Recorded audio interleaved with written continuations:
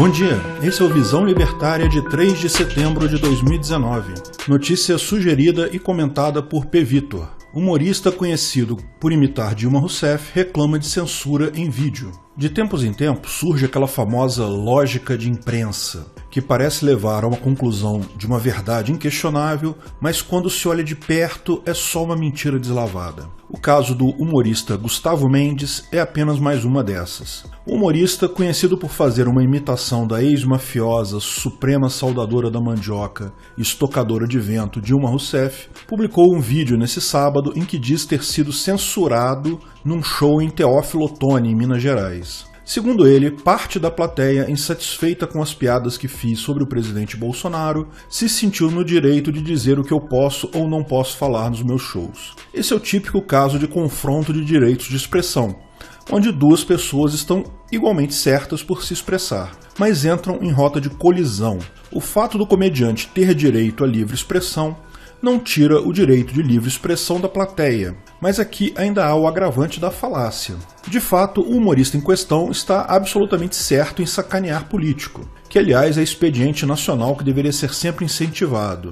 Eles não são deuses, longe disso. Algumas pessoas consideram que são apenas seres humanos que fazem muita porcaria. Outras pessoas entendem melhor classificá-los como bactérias, parasitas, tênis, lombrigas, etc. Mas, de qualquer forma, é perfeitamente compreensível que aqueles que ouviram a dita piada não gostem dela. Ninguém deve ser obrigado a nada. Portanto, da mesma forma que o humorista tem direito de fazer tais piadas, o mesmo raciocínio se aplica às vaias e xingamentos dos espectadores direcionados ao humorista em questão. E a resposta da parte dele que disse aos incomodados: pode ir embora, eu devolvo seu dinheiro. Tudo belo e moral, já que a propriedade e a liberdade devem ser absolutas sobre ambos os lados do conflito. Após o ocorrido conflito, ainda durante o show, o artista em questão continuou comentando o fato, mas começa a cair em termos duvidosos. Vocês gritam no Facebook, mas na minha cara eu não aceito. Vamos pressupor uma lógica básica. Se as pessoas vaiaram, algo legítimo, ele revidou os xingando, igualmente legítimo, e não aceita aquela resposta daqueles que o questionam. Isso é um ponto central da ética libertária. A ética não é feita para agradar pessoas X ou Y. Você defender a liberdade de expressão presume que você mesmo pode falar tudo o que acredita, mas também implica que outros indivíduos podem fazer o mesmo. No dia seguinte à apresentação em Teófilo Otoni, Mendes publicou um vídeo no YouTube continuando a falar sobre o assunto e acabou dando uma breve explicação prática do que é falácia. Primeiro ele diz: onde estavam essas pessoas quando eu debochava da Dilma? E quando eu debochava do Temer? De fato, ter político de estimação é algo condenável e devemos criticar e sacanear qualquer um que seja. Mas a partir do ponto de vista que o cidadão vai até a Polícia Federal defender o mafioso de 9 dedos sendo preso em Curitiba, fica bem complicado querer demonstrar isenção sem escancarar latente hipocrisia. Como é característica muito comum de discursos coletivistas, principalmente os de esquerda, sempre há frases misturadas mesclando verdades indubitáveis com mentiras totalmente absurdas que beiram o completo ridículo. O comediante diz: amo meu público, mesmo aqueles que votaram no Bolsonaro, mas não posso e não vou me calar diante do que está acontecendo hoje no Brasil. Ou seja, está apenas recorrendo eticamente ao princípio da liberdade absoluta de expressão. E ainda demonstra uma visão até cristã de amor ao próximo, algo sob ponto de vista libertário perfeitamente ético. Mas como todo discurso, tem uma bela pegadinha que serve para explicar o conceito de falácia e sua grande aplicação política. E isso nunca vai acontecer, porque isso se chama censura, e eu não vou aceitar essa tentativa de intimidação, principalmente vindo de pessoas que se articularam para isso, para tentar me intimidar e censurar. Existir um grupo reunido para protestar contra algo é perfeitamente ético. Da mesma forma que ele esteve na frente da carceragem em Curitiba com um grupo organizado protestando. Mas associar críticas mútuas à censura é uma falácia de hipocrisia imensa. Uma falácia é nada mais do que usar premissas corretas para um resultado falso. Por exemplo, eu bebo água, um traficante bebe água, logo eu sou igual a um traficante. Isso é evidentemente falso, porque beber água não é algo que me torna agressor de propriedade privada. E esse é o mesmo mecanismo usado por Gustavo em seu discurso vitimista. O raciocínio dele é simples. Se eu disse algo, pessoas reagiram me ofendendo e houve uma troca de ofensas que interrompeu o show, logo fui censurado. Mas isso é um erro. Censura não é alguém reclamar do que você está falando. Isso é o exato mesmo direito de liberdade de expressão que você tem. Você tem o direito de falar qualquer besteira que queira. Da mesma forma, outras pessoas podem falar a besteira que quiserem com você. Censura não é caracterizada por alguém discordar de você ou falar algo com você que te interrompa. Censura é caracterizado por alguém usar violência para te calar, limitar o seu direito de propriedade. Por exemplo, quando o Estado usa violência para suprimir sua fala. Fora isso, outras pessoas têm a exata mesma liberdade de expressão que você. Você, como proprietário do show, lógico, tem o direito de expulsar desse show quem você quiser. Mas daí a reclamar de censura é um absurdo. Esse é o típico argumento estúpido de que, se fere a minha existência, serei resistência. Ele não foi coercitivamente impedido de continuar o show, ninguém usou violência contra ele, ele inclusive expulsou aqueles que discordavam dele e pagaram ingresso, inclusive. É como diz a frase, os antifascistas de hoje agem igualzinho aos fascistas de ontem.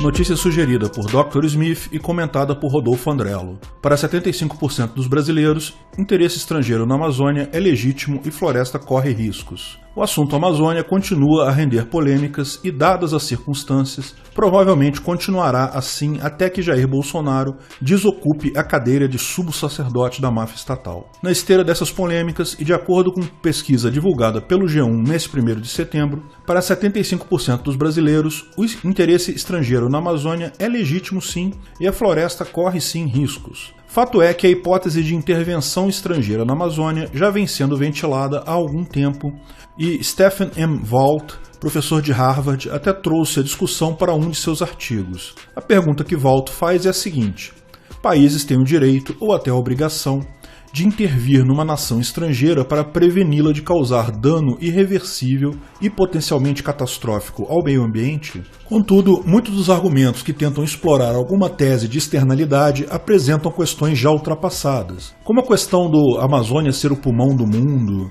e coisas do gênero, ou prejuízos à biodiversidade que podem conter algum inseto que esconde o segredo da cura do câncer. A contradição, é claro, é que se você se aventurar na floresta para fazer coletas e testes com animais, você enfrentará a acusação de estar maculando o Santuário Verde. Mas a pergunta que ninguém está fazendo é a seguinte: até agora, quanta vantagem nós brasileiros viemos tendo em ostentar a titularidade da Amazônia? O que de bom veio de toda essa histeria? De imediato, as consequências já vão desde ameaças veladas no tabuleiro internacional a empresas praticantes do bom mocismo que já ameaçam boicotar produtos nacionais. Então, em lugar de pensar a internacionalização da Amazônia como punição aos brasileiros, por que não pensamos como um favor que estão fazendo, retirando o peso da obrigação de nossas costas? A tese é ousada, mas merece alguma atenção. Para melhor compreensão do tema, teçamos alguns apontamentos acerca da real situação da Amazônia. A atual área de abrangência da Amazônia Legal corresponde à totalidade dos estados do Acre, Amapá, Amazonas, Mato Grosso, Pará, Rondônia, Roraima e Tocantins, e ainda parte do estado do Maranhão, perfazendo uma superfície de mais de 5 bilhões de quilômetros quadrados e corresponde a cerca de 61% do território brasileiro. Sua população, entretanto, corresponde a 12% do total de habitantes do Brasil. A mesma região responde por apenas 8% da economia do país. Atentemos também para o fato de que grande parte das terras possuem vedação legal para exploração, uma limitação que chega até 80% da extensão dos terrenos. Não somente isso, mas a legislação nacional ainda coloca o índio como relativamente incapaz de celebrar contratos, e a Amazônia Legal possui mais de metade da população indígena brasileira. Sabe a burocracia que é para contratar um paulista de 18 anos pela CLT? Então, celebrar um contrato com um índio é juridicamente ainda mais surreal. Em terras indígenas é vedada a qualquer pessoa estranha aos grupos tribais ou comunidades indígenas a prática da caça, pesca ou coleta de frutas, assim como atividade agropecuária ou extrativa. O Estatuto do Índio ainda estabelece que terras indígenas não poderão ser objeto de arrendamento ou qualquer negócio jurídico que restrinja o pleno exercício da posse direta pela comunidade. O fato é, já que Lacron e os demais social justice warriors mostraram tamanho interesse pelas florestas, por que não deixá-los de fato se incumbir dessa obrigação? Vejamos como Lacron se sai num calor escaldante rodeado de cobras e mosquitos tentando impedir que as várias pessoas da região derrubem uma árvore. Da perspectiva libertária, não há impedimento para que alguém, antes considerado proprietário de um bem, declare esse bem vago. O Estado, por sua vez, nunca foi proprietário legítimo da Amazônia. Portanto, sua declaração consistia em mera afirmação de que, daquele momento em diante, ele, Estado, já não exerce mais qualquer privilégio sobre a Amazônia e que não haverá retaliação para quem adentrar o território. A partir desse fatídico episódio, qualquer indivíduo estaria livre e poderia realizar homesteading à vontade na Amazônia. Isso possibilitaria que outros estados passassem a exercer soberania sobre o território amazônico? Provavelmente. Contudo, isso não seria mais problema nosso. Hoje, se você tem uma fábrica de calçados e vende seus produtos no mercado internacional, você tem que se preocupar com o bate-boca no Twitter entre Lacron e Bolsonaro, se isso atingiu algum nível insano e porventura o cacique Raoni ou qualquer outro conseguiu determinar um boicote aos produtos brasileiros por causa dessa floresta. Essa brincadeira pode falir você. E lembre-se, a menos que você more na Amazônia, do ponto de vista libertário, a menos que você tenha propriedades lá, você não é dono da Amazônia. Esqueça isso.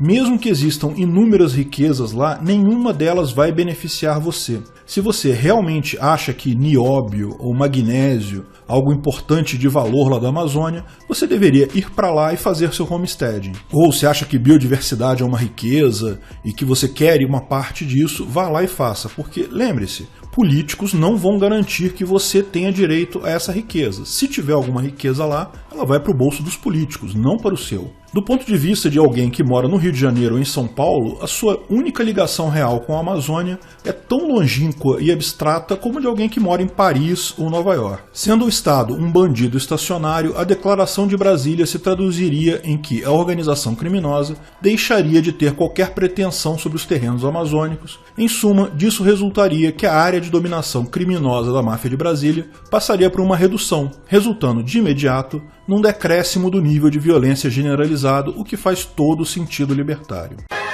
Vamos aos tapas libertários. Tapa sugerido por Vitor Niterói: Justiça do Trabalho de São Paulo proíbe demissão e dá estabilidade. Sim, isso aconteceu. A Justiça do Trabalho de São Paulo, reclamando que o sindicato das empresas não estavam negociando adequadamente, decidiu, de forma absurda, dar todos os pedidos feitos pelos sindicatos de trabalhadores e ainda dar estabilidade para todos os funcionários por 1 ano. Isso na indústria de tecnologia da informação, uma área que a rotatividade de pessoal é enorme devido a ser uma área tecnológica altamente mutável e dinâmica. Algumas pessoas podem estranhar uma decisão tão absurda. Um juiz proibindo pessoas de serem demitidas. Caramba, isso vai quebrar empresas, isso é fascismo puro. E a reação está correta, isso é a definição de fascismo. Ou pelo menos um dos pilares do fascismo, que é o trabalhismo. A crença de que trabalhadores são pessoas oprimidas por patrões ricos e malvadões está na origem da justiça trabalhista. Mas a coisa é muito pior que isso.